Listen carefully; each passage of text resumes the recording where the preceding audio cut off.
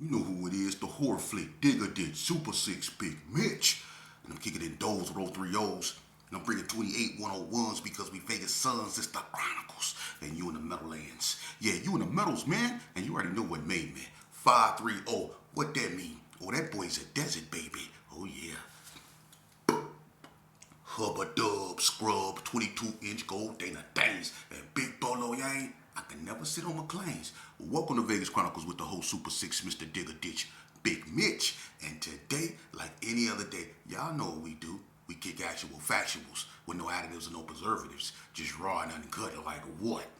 Like summer sausages and crackers. You already know. Shout out to everybody that's been rocking with your boy. Shout out to everybody that's been, following my platform. For the people that's unaware, the Black American Music Awards are coming up Thursday through I think Sunday. The festivals begin.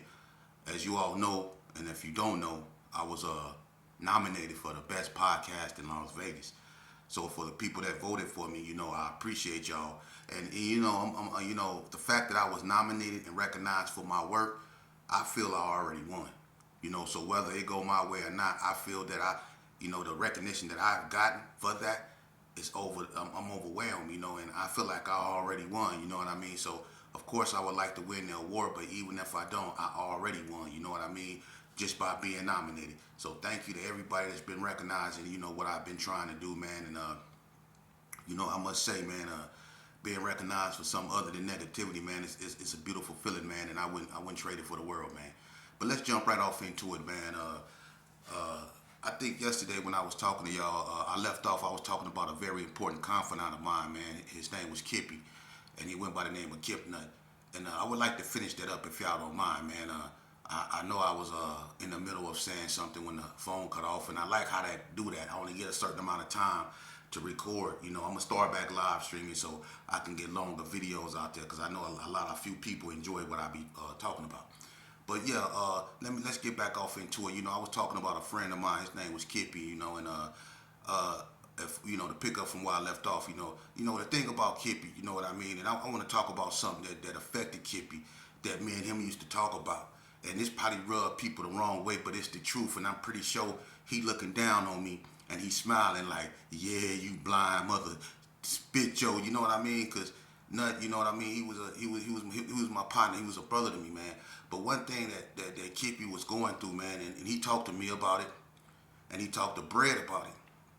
But Kippy, and no disrespect to nobody, but Kippy was a proud K9.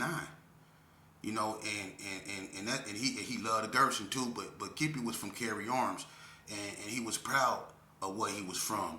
He, just like people that was banging Gerson and they was proud that they was Gersons. Well, Kippy was proud that he was from Carry Arms, and Kippy was a stumped down K9, and he looked at the Gerson and the K9 as being one, but Kippy was a K9, and Kippy felt like when they was doing them cordons at Piggy's Park and Carry Arms, the dynamic started to change. The Carry Arms was always K9 neighborhood, but another. I look at it as a clique, but some look at it as a gang. It's the difference of opinion. I don't mean to disrespect no one, you know what I mean? But people look at it a certain way. I'm from Herbert Gerson. That's where I come from. I was born and raised over there. All right? But what rose up in Carry Arms was something called alley shot. That came from the little alley. All right? Now, what happened was Carry Arms turned from being K9 neighborhood into alley shot. And, to some K9s, it wasn't no big old thing because it was the same thing to him. But to some K9s like Kippy, he kind of looked at that like, people was trying to really, take over their neighborhood. The K9s wore black rags. Then they eventually went to black and tan. But Kippy was a black rag K9. And Kippy felt that, it was, with Lil Gus and them doing their thing and Bip and all them, Bobby Lowe, Cisco, Laughlin, all them cats starting something else, man. He felt that they were being encroached upon, and Kippy felt some type of way. And it was a few skirmishes when Kippy got into it with a few of them, and Kippy was banging K9. Kippy and Randolph fell out. And Kippy even stopped throwing K's for a minute. Everybody know that, and I'm not lying. Kippy started throwing a 4 and a 5, a 9. You see, to separate himself from people throwing Ks, he wanted K9s to do that, throw up a 5 and a 4. You see, he was going through that because he felt that Carry On was being taken from them, man. That's how Kippy felt, and Kippy started acting out. Everybody knew that. He had love, but he felt a certain way, man. Because a lot of dudes over there at Carry Orange, man, it was like the alley shots was recruiting them. You know, dudes that probably would have grew up to be K9s became alley shots. So that had an effect on Kippy, you know. And so, you know, he went through that, man. He went in a depressed like state, you know, and Kippy just was doing Kippy, you know. But, you know, to make a long story short, you know, Kippy, you know, like, you know, a whole bunch of people, he got caught up in the little drug thing. You know, a lot of people succumb to their vices. Unfortunately, I succumbed to mine. I went to the penitentiary. Kippy was still, you know, out, you know, and he succumbed to his, you know, and they got a hold of him real tough, and Kippy kind of fell off. But he still was Kippy, you know. But I don't kick people when they down, you know what I mean? It can happen to anybody, whether you strung out on whatever. A vice is a vice, you know. And it's something that can get a hold of anybody. It don't matter who you were. Some of the most thumbed down riders in Las Vegas didn't succumb to vices. You know, anybody can succumb to them. So just because you haven't, or just because you haven't yet, don't ever think you better than somebody that have, man. Because it can always be you tripping over your own mistakes, man. And that's real spill. You know, but unfortunately, Kippy, he fell into his vices, man. You know, and you know, I was hearing a lot of stuff about him when I was in the joint, man. Kippy was going through what Kippy was going through, you know. But when I got out the joint, man, Kippy, you know, he went to the feds and he got out.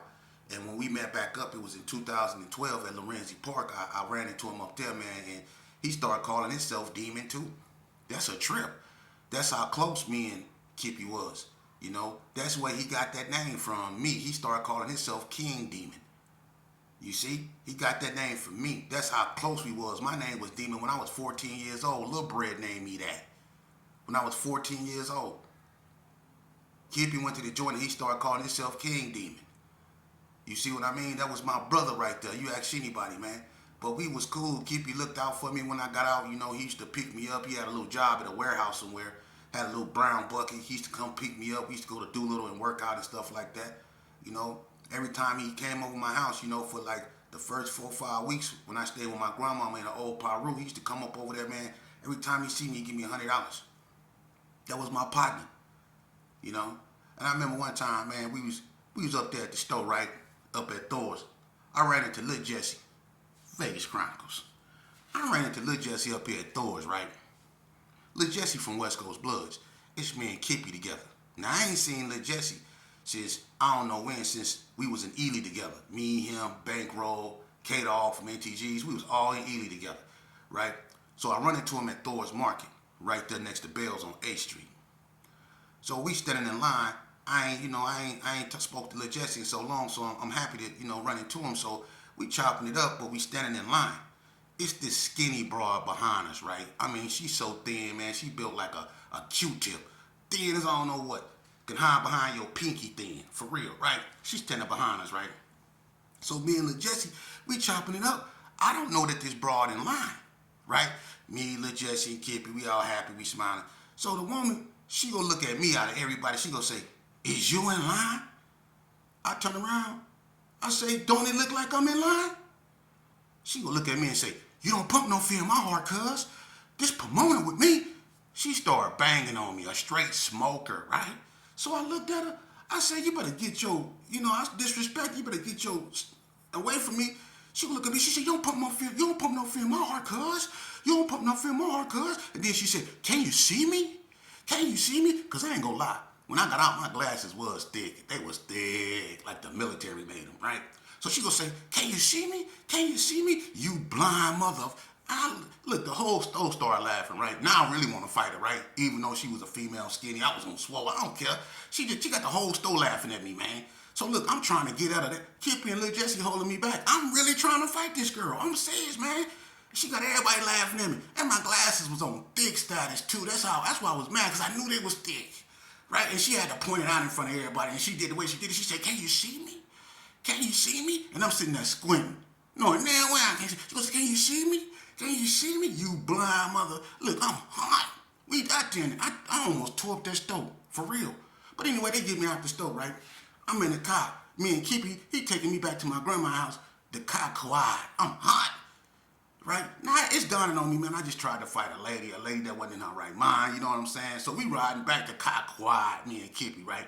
We ain't saying nothing. We just both looking straight in the car. It's quiet. I'm just breathing out my nose like this. I'm hot, right? She go look at me very nonchalantly and go, "You blind mother." And I just bust out laughing. That was my partner, man. But you know, I ended up getting violated. I went back to the penitentiary, man. I got back out, and Kippy moved to Atlanta, and he was doing good, you know, and I was glad, you know. I always focus on the good, man, because Kippy was the type of dude, man. I don't care who you are. You can be sitting you can be dormant. If Kippy come, he gonna have you laughing, man. That was the type of person he was. A person that was funny, that wasn't trying to be funny. A person that had a sense of humor, that wasn't trying to have a sense of humor. He was a naturally guy, man. He was a natural funny guy, man. And Kippy, man, he gonna be missed because they don't make him like that no more. And when he with you, he with you. Kippy the type of person, if he got $15, man, he'll give you $5. For real, that's the type of person that was, man. And he went to Atlanta, man, and unfortunately, you know, I don't know what happened. I don't want to know what happened, but I know that he was leaving from somewhere, and last I heard, man, he got in a horrible car accident, man. And my partner was unalive, man. He gone, man. And you know what's sad about that, man? I know it's hard on his family because they lost Deborah, they lost Hacksaw, and now they lost Kippy.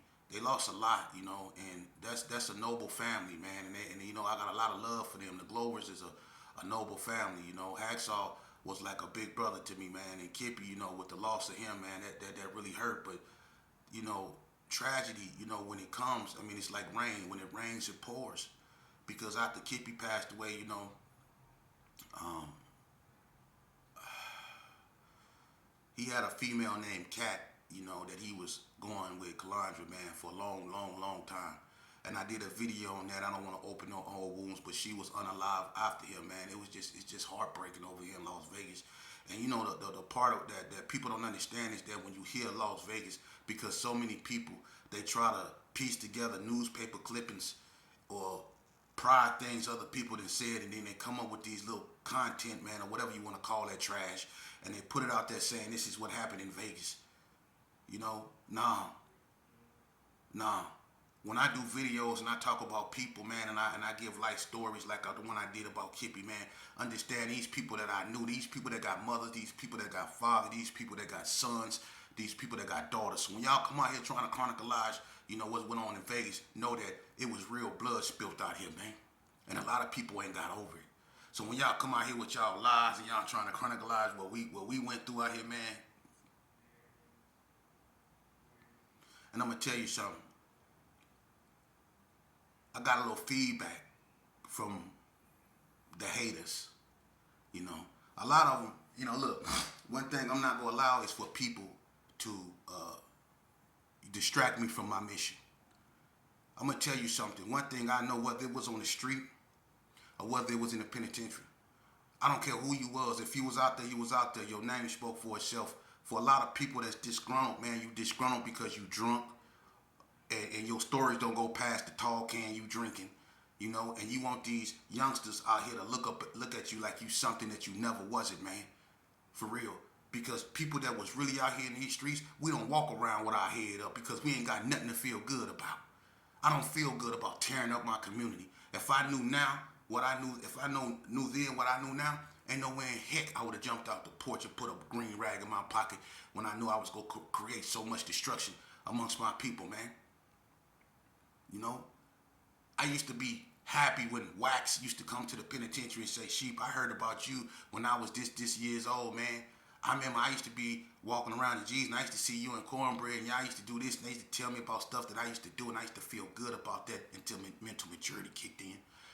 Then I realized just how big of a clown I was and how I was, you know, the one responsible for leading them youngsters that was telling me that they was watching me in a Gerson to the penitentiary. You see? Because the key thing is they was watching me. You see? And I led them down this road, a lot of them. And a lot of them didn't make this journey. A lot of them was unalived. A lot of them is stuck behind that wall, man. So why would I walk around here with my head held up high like I done something other than destroy my community? Shame on me. I could be the first to say it. I got the kahunas to say it. That's why I can sit in front of you with all my faults and my failures and my imperfection, and I can sit in here and I could tell you the truth about these streets, man. I'm not gonna lie to these youngsters, man. So if y'all want to be, if y'all want somebody to go stroke your ego, you know what I'm saying, go down there on 15th to Fremont.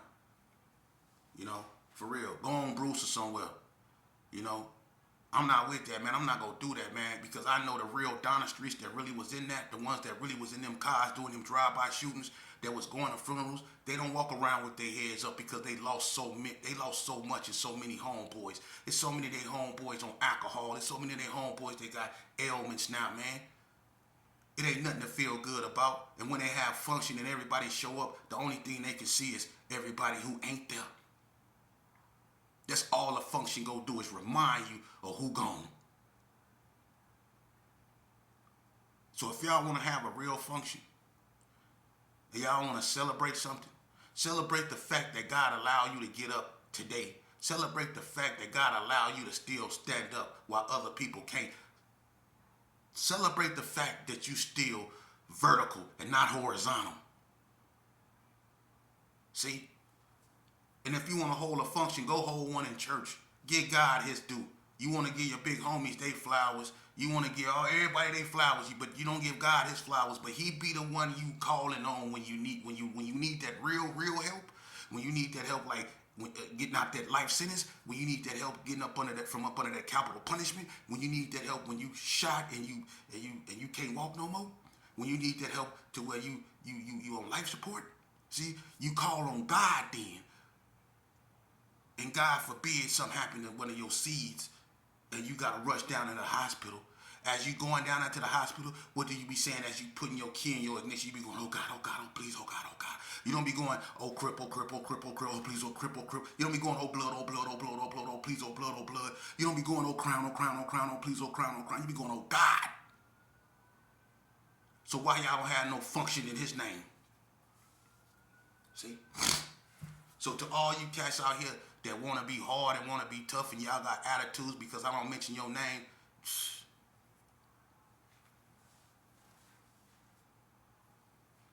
you stay mad. See, these youngsters out here, man, is more important than your feelings to me, because they the ones out here that the police is finna get ready to lock up. The police is finna get ready to do all kind of things for our little youngsters out here with these Dracos, our little youngsters out here with these machine guns that's carjacking, that's backdooring people, that's knocking people down on live stream, you know? Them our babies out there, man. And if anything, we should be up in arms. We should be screaming right now during this black on black thing, Black Lives Matter. Why we not hollering that, man? Is black lives being lost at the hands of black hands? Why we ain't hollering Black Lives Matter now? Why we wait till the police to do something and then we holler Black Lives Matter? Huh? We the biggest hypocrites in existence, man. How you get mad at a white person for calling you the N-word when you let Tyrone call you the N-word every day? Well, it ain't the same thing. How it ain't? Because one with an A and then one with an ER. Man, y'all let Al Sharpton and all these other people mess y'all head up, man. Oh, we took that word. You took the word ignorance and made it your own. How that make you look? That's cheap. Whenever you follow a politician with a perm, you always go end up with the short stick, man. We let a person tell us that we took the N-word and made it ours. The word, I can't even say it, but it means ignorant. We took that and made it ours? The word ignorant? And these the same politicians that got y'all out there screaming Black Lives Matter because they the ones getting paid. But see, when the cameras go off, they get gone. They don't be in y'all neighborhoods without no camera. These politicians I'm talking about that tell y'all victims. Y'all victims of a racial injustice system. The biggest racial injustice system that we have ever created is the one that we created ourselves. The ones that say that a black man can't go up over here because he wears a certain color. Think about that. You can't even be in a car with your mama and go somewhere in a certain store because you in their territory. Think about that. Think about that racial injustice system. Your kids can't even get along and get to know these kids over here in this area because you claim this projects. And then think about this right here. How come we, and this is, y'all don't believe we're the biggest hypocrites? Watch this. How come look at all the projects from Charles H. Watts, Herbert Gerson, Sherman Gardens. Yeah. All them neighborhoods was named after white men. Nickerson Gardens. Y'all see that? Y'all see these names we be claiming? And we be unaliving each other in the name of white men. Think about that. We'll create destruction, spray painted on the wall. I'm a Watts baby, and I'm not disrespecting Watts. I'm not disrespecting y'all at all. But think about what you're saying when you say, I'm a Watts baby. You saying you a Charles H. Watts baby. That's a white man. Herbert Gerson is a European, a white man. So when I roll through Madison Terrace, or I roll through Paru Turf or whatever, or West Coast Bloods, and I scream out Herbert Gerson, I'm screaming out a white man taking a black man's life. I'm finna walk away from the camera.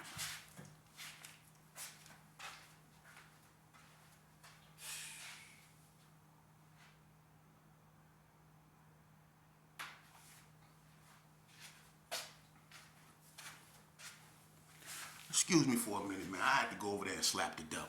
But anyway, that's what we doing. So to you cats out here that want to be tough, and you got more arthritis than anything else. You ain't jumping over fences no more. You can't hit 400 on a bench. Your hair won't grow. You got a bald spot on your head, look like an empty swimming pool. But y'all still want to be tough. He don't know what he's talking about. He ain't happy like that. Sitting there, man.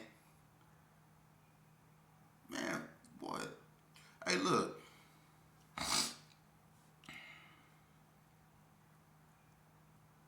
The biggest war that ever went on in a penitentiary, the longest war, besides the one that continuously go on with the blacks and the Hispanics, the biggest war that ever really went on in the prison was two wars. It was the Cali versus Vegas war, and that happened in March 23rd, 1994 on the NNCC yard when I got stabbed. Leonard Harvey got stabbed. That was one of the longest wars because that war, it didn't just spill over from NNCC to NSP yard, but it also spilled over in Ely. And what happened was, from that war was started what was known as Golden Circle, which was one of the strongest California gangs. Golden Circle comprised of Bloods and Crips. It was started by, a bunch of Cali boys, Big Player, Jewel, Black Diamond, Big Dan, Tiny Boy Capone, Baby Reg, C-Wack from Altadena. There's a bunch of them cats, man. But they was pushing a hard line. But that was a war that really went on for years. But the longest war that ever went on was the North versus West war, which was Northtown versus West Side. And I say that to say this here. It's a lot of cats, man, that forget that they was up there, that we was up there together. And let's just say, I would be mad too if I were you.